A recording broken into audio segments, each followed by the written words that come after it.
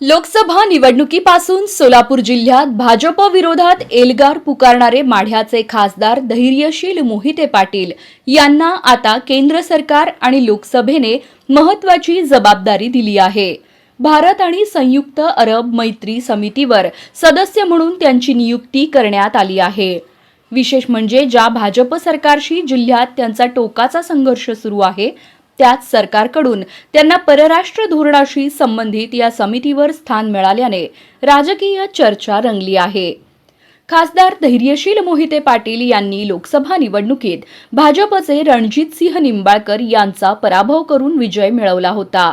तेव्हापासून सोलापूर जिल्ह्यात मोहिते पाटील विरुद्ध भाजप असा सामना रंगत आहे। लोकसभा निवडणुकीत मोहिते पाटलांच्या भूमिकेमुळे माढा आणि सोलापूर या दोन्ही जागांवर भाजपला पराभव पत्करावा लागला। सांगोला, माळशिरस, माढा आणि करमाळा या 4 मतदारसंघात भाजपला मोहिते पाटलांच्या विरोधामुळे मोठी किंमत मोजावी लागली।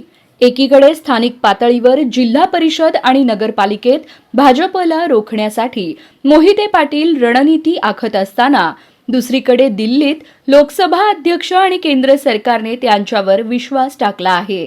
या नियुक्तीमुळे भाजप आणि मोहिते पाटील यांच्यातील दुरावा कमी होत आहे का, किंवा लोकसभेतील कामकाजाच्या निमित्ताने मोहिते पाटलांची ताकद ओळखून भाजपने ही खेळी केली आहे का, अशा चर्चा आता सुरू झाल्या आहेत।